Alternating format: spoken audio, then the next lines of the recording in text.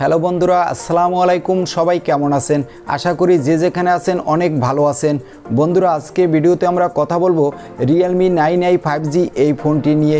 এই ফোনটির কিছু হাইলাইটেড বিষয় হচ্ছে, এই ফোনটিতে থাকতে যাচ্ছে বাজেটের মধ্যে একটি দুর্দান্ত 5G প্রসেসর, আরও থাকবে 90 হার্জের একটি ডিসপ্লে।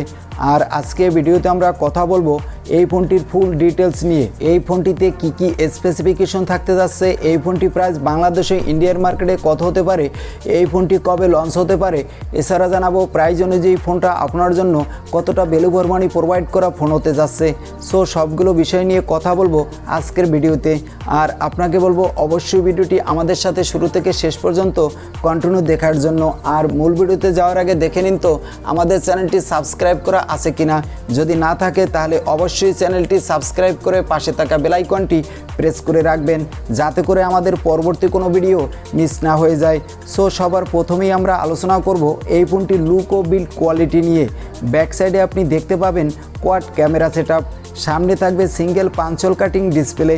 ব্যাক সাইডে ফোনটিতে থাকতে যাচ্ছে পলিকার্বনেটের বডি, আর ডিসপ্লেতে দেওয়া হবে গরিলা গ্লাস 3 এর প্রোটেকশন।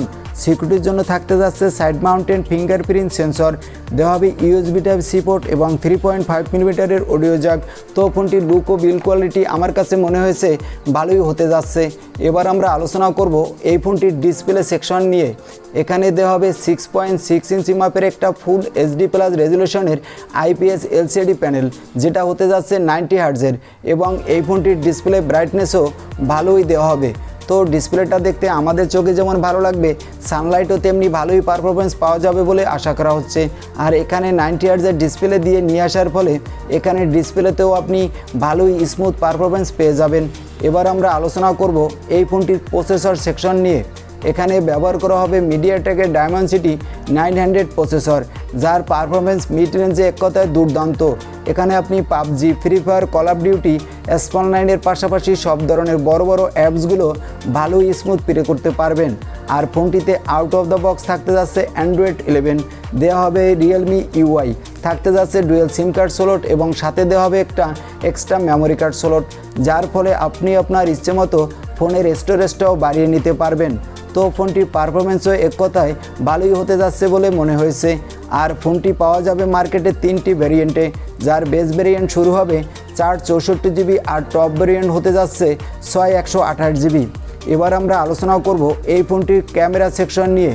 ব্যাক সাইডে ফোনটিতে যে কোয়াড ক্যামেরা সেটআপ থাকতে যাচ্ছে, এখানে দেওয়া হবে 64 মেগাপিক্সেলের প্রাইমারি ক্যামেরা, এবং থাকতে যাচ্ছে 8 মেগাপিক্সেলের একটি আলট্রা ওয়াইড অ্যাঙ্গেল লেন্স, দেওয়া হবে 5 মেগাপিক্সেলের ম্যাক্রো আর 2 মেগাপিক্সেলের ডেপথ সেন্সর।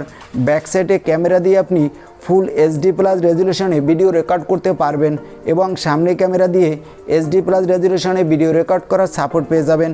এছাড়া একটা ফোনের ক্যামেরা সেকশনে যেসব সেন্সর আমাদের সাধারণত প্রোভাইড করা হয়ে থাকে সবই থাকছে এই ফোনটিতে। তো ফোনটার ক্যামেরা কোয়ালিটিও আমার কাছে মনে হয়েছে ভালোই হতে যাচ্ছে। আর এখানে ব্যবহার করা হবে 5000 mAh এর ব্যাটারি, বক্সেও প্রোভাইড করা হতে যাচ্ছে 18 ওয়াটের একটা ফাস্ট চার্জার। এবার আমরা আলোচনা করব এই ফোনটি প্রাইস কত হতে পারে এই নিয়ে। এই ফোনটি প্রাইস হবে ইন্ডিয়ান রুপিতে 13 থেকে 14,000 রুপির আশেপাশে, যেটা বাংলাদেশে মার্কেটে পাওয়া যাবে 18 থেকে 19,000 টাকায়। তো এই বাজেটে যদি এই ফোনটি বাংলাদেশে মার্কেটে অফিসিয়ালভাবে পাওয়া যায়, তাহলে ফোনটি ভালোই হবে বলে আশা করা হচ্ছে। আর এই ছিল আজকের ভিডিও। আর ভিডিওটি কেমন লাগলো তা অবশ্যই কমেন্ট করে জানাতে ভুলবেন না। আর ভিডিও ভালো লাগলে একটি লাইক করে দিবেন। আর আমাদের চ্যানেলে নতুন হলে সাবস্ক্রাইব করে পাশে থাকা বেল আইকনটি প্রেস করে রাখবেন। আজকের মতো আল্লাহ হাফেজ।